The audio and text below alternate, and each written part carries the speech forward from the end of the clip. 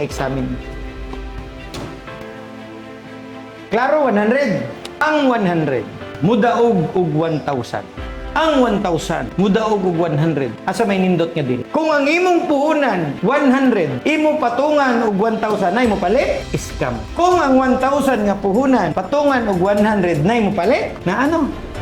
Na, di ba? Para ba na nga tong soft drinks nga, G's, imong 12, imong 15, na imo palit? No? Di ba?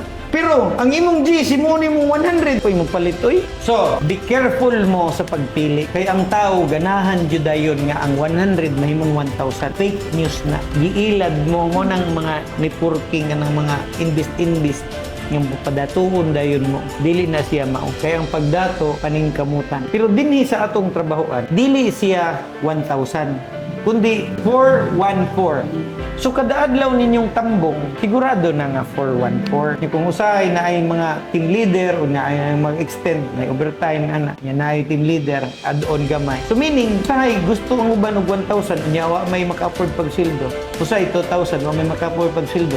Pero sa minimum kay naaman dayon